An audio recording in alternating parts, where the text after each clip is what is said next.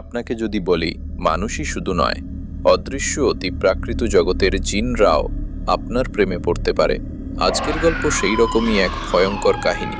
এক কিশোরীর জীবনে জড়িয়ে পড়ে এক জিনের অদ্ভুত আসক্তি, আর সেই আসক্তি ধীরে ধীরে পরিণত হয় মানসিক কারাগারে।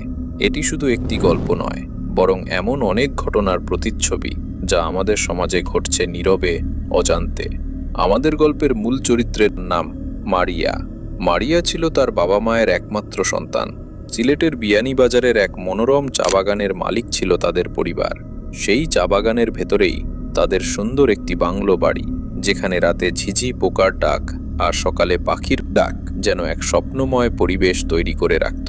14 বছরের মারিয়া ছিল দুষ্টু, নির্ভীক আর দুরন্ত। গাছে চড়ায় সে ছিল ওস্তাদ, কিন্তু সমস্যা ছিল সে খুব একা। বাড়ির আশেপাশে কোনো প্রতিবেশী ছিল না, আর ভাই বোনও ছিল না। আমাদের পরিবার প্রতি 2 বছর পর পর সেখানে বেড়াতে যেত। আমি আর আমার ছোট বোন তার কাছে গেলে মারিয়া যেন নতুন প্রাণ ফিরে পেত।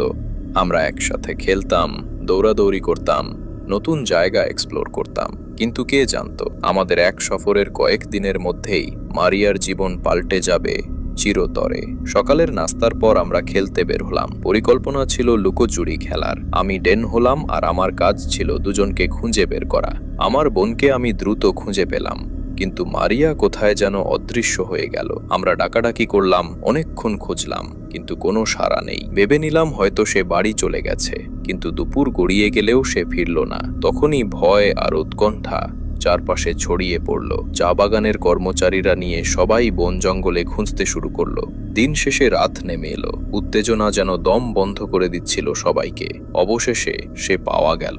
এক জঙ্গলের ভেতর মাটিতে অচেতন অবস্থায় পড়ে আছে মারিয়া। তার শরীর প্রায় অর্ধনগ্ন, গায়ে অসংখ্য কালো দাগ আর অদ্ভুত আঁচড়ের চিহ্ন। আমরা হতবাক। তাকে দ্রুত বাড়িতে নিয়ে আসা হলো। টানা 3 দিন সে অচেতন অবস্থায় শুয়ে রইল। চোখ খোলা থাকতো, কিন্তু দৃষ্টি যেন শূন্যে আটকে থাকতো। মাঝে মাঝে মনে হতো সে যেন কারো খোঁজ করছে, যে কেউ দৃশ্যমান নয়। ধীরে ধীরে সে সুস্থ হলো, স্বাভাবিক হয়ে উঠল।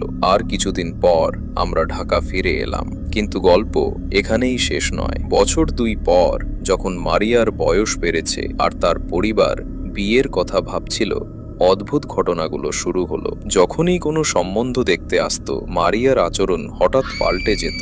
শান্ত মেয়েটি রাগে পাগলের মতো হয়ে উঠত, ভাঙচুর করত, চিৎকার করত, এমনকি হাত তুলে মারত।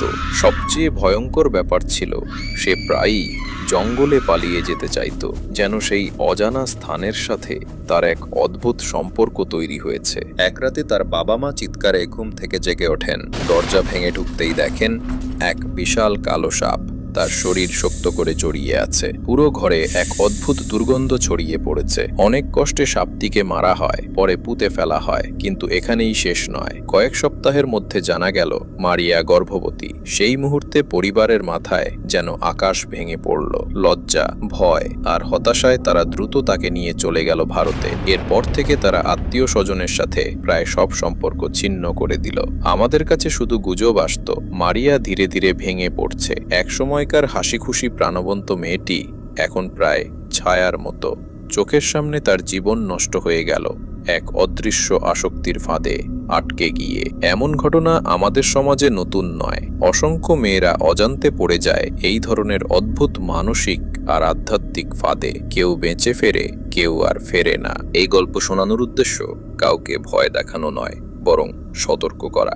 যদি কখনো আপনার মনে হয় কোনো অদৃশ্য ছায়া আপনাকে অনুসরণ করছে, হঠাৎ অকারণে শরীর শীতল হয়ে যাচ্ছে, কিংবা সর্বদা কেউ আপনাকে লক্ষ্য করছে, এগুলোকে অবহেলা করবেন না। প্রিয়জনকে বলুন সাহায্য নিন, এবং প্রয়োজন হলে আধ্যাত্মিক সুরক্ষা নিন।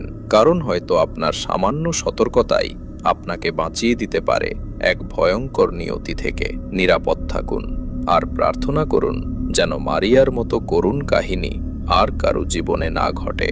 ভিডিওটি ভালো লাগলে লাইক, শেয়ার আর সাবস্ক্রাইব করতে ভুলো না। কিন্তু সাবধান, জিনেরা স্মরণ করতে ভালোবাসে।